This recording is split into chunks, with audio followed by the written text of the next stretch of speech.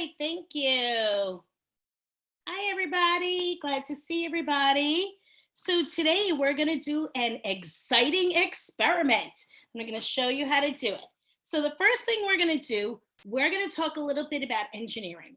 So when we were back in March, we were busy building, learning about architects and engineering and everything. So an architect is somebody who designs houses. They design houses so that they're sound and stable and they're built well. Next, I'm going to tell you about different types of engineers because there's so many. We have computer engineers. Computer engineers design computers and the software that goes inside that computer. There's all kinds of things in there and programs to make it work. There's so many different programs. Computer engineers work on that. We also have civil engineers. Civil engineers build, design bridges and highways. Now, when you look at highways from above, you see how complicated they are. Somebody needed to design that and figure it out and where the exits are. And somebody needed to design the bridges so that they can go across the water. We also have aerospace engineering. Aerospace engineering, they work on building rockets and airplanes. And next up, we have mechanical engineering. And that's what my son is. He's a mechanical engineer now. So they design cars. Now, my son, Brett, just graduated. And this, I'm going to show you, he built this car with this whole team. He's in this picture. So engineers design and work together in teams. So we make sure we know whenever we're doing things, we need to start working in groups and in teams to do things in engineering. And in science experiments, you always work in groups. So today what I'm going to do is, the thing you can do at home, and I have many engineers I know in my room, and I know Miss Jerry, Miss Deb, and I know all the classrooms do.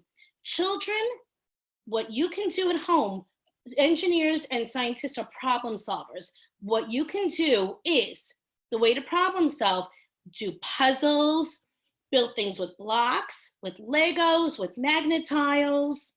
All those things are helping you work in groups and learn how to design things. I'm going to show you, my son was a little bored at home, so he made 3D puzzles and he started designing these and building them.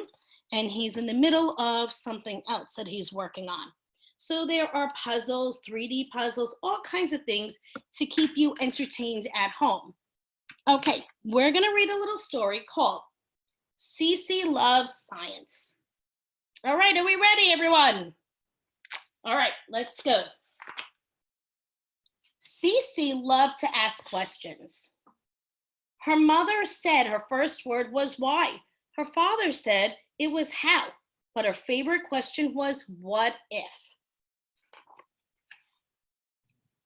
You would make a great scientist, Cece, said her teacher, Miss Curie, because science is all about asking questions. Do fish ever get thirsty? Cece wanted to know. They do. Do hummingbirds really hum? Their sound comes from their wings, said Miss Curie. What if we all jumped at the same time? Would the earth move? Good question, said Miss Curie. I think we should investigate. Miss Curie told Cece and her friends about famous scientists from history, like Thomas Edison, George Washington Carver, and Jane Goodall. She also introduced them to many different types of sciences. There's geology, is the study of Earth. Biology is the study of living things. Entomology is the study of insects. All kinds of things out there to study. One day, Miss Curie told everyone to pair up. For our next project, I'd like you to pick a science that you're curious about and come up with a question to investigate, she said.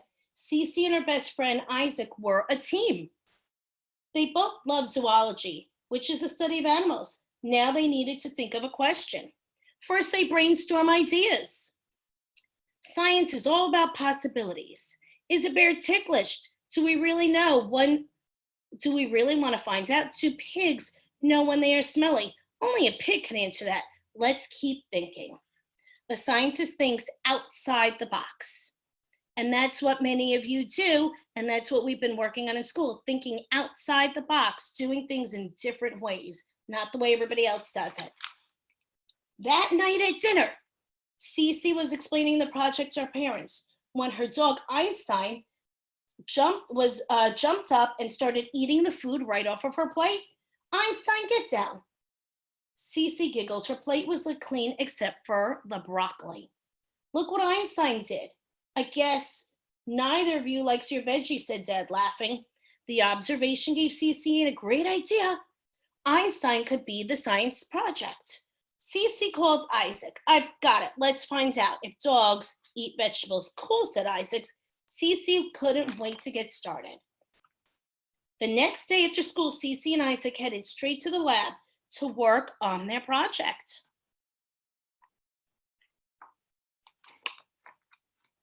What do we do first? Asked Isaac.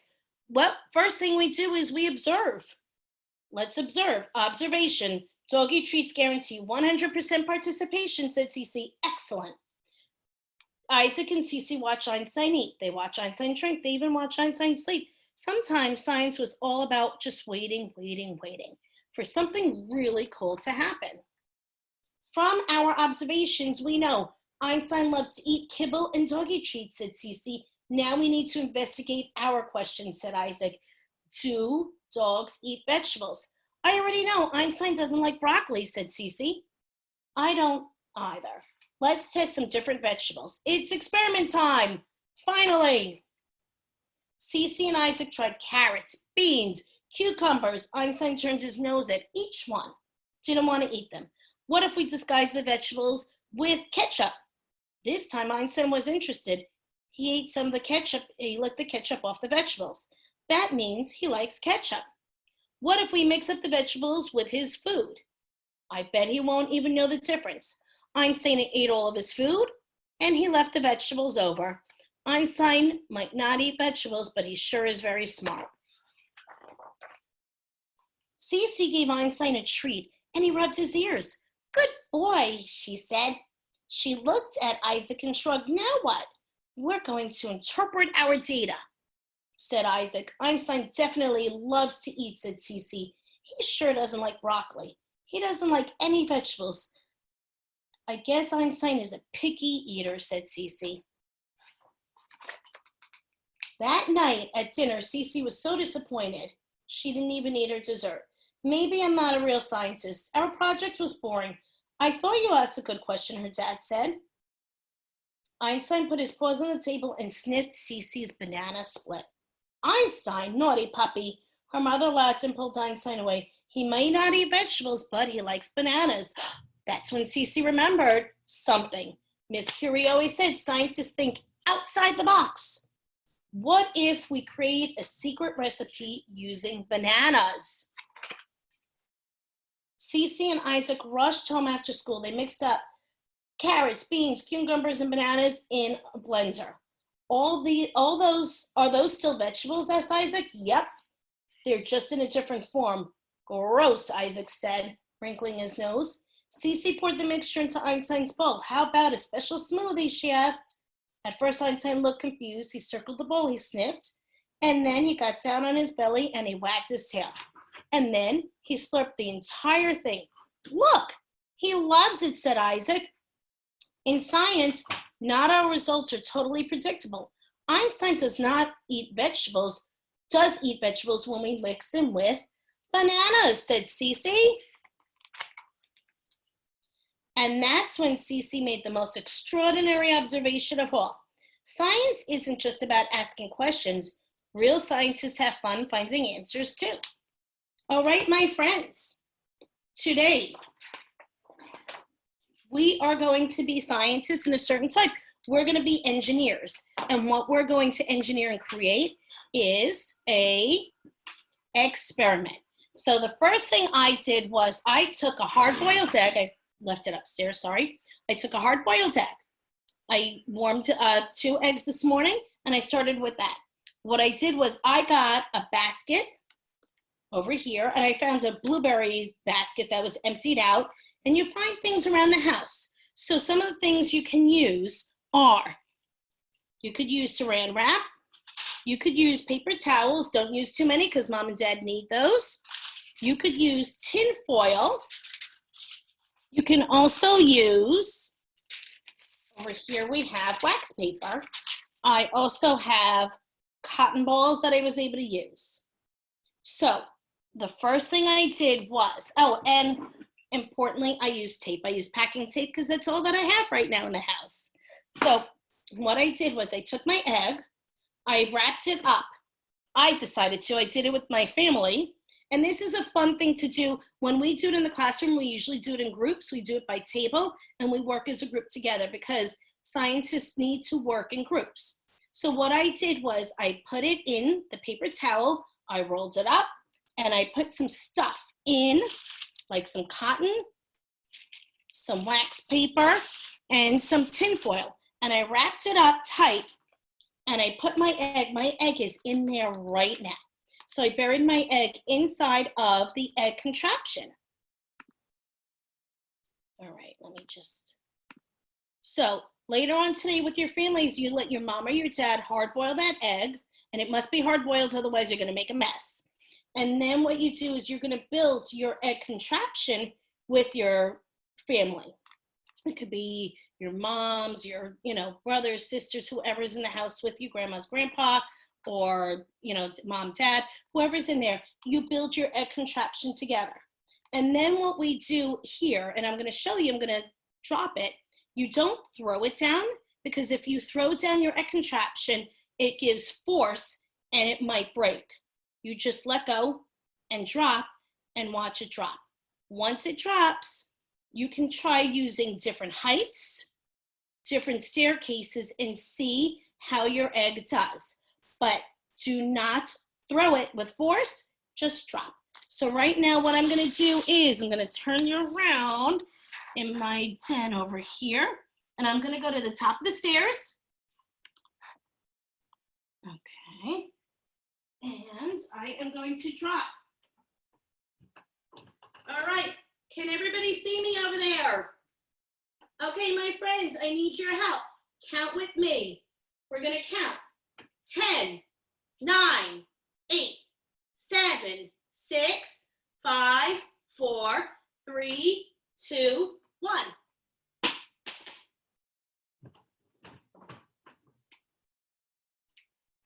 All right. Let's see how we did.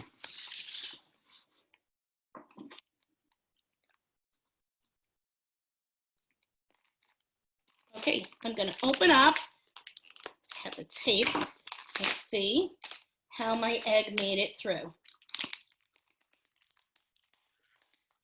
All right, so I'm taking out, here is my cotton from there. And what I did when I built mine, I have the basket, I put some cotton in, I put paper towels in, I have cotton, I have stuff around my egg to make sure it was nice and cushioned and taken care of. And I'm gonna open up and let's see how our egg did. Oh, look at that. My egg did not crack, it's intact and together. So that means the contraption I built was tight, was sturdy, and it was good. So what I want all of you to do, you're gonna think, you're gonna work with your families, you're gonna make an egg experiment. You're gonna be your own scientists, your own engineers. All right, everyone, hope you go out and have fun building and making your egg contraptions with your families. Get that hard-boiled egg going and have a good day, everyone. Bye. Nice to see you, miss you all.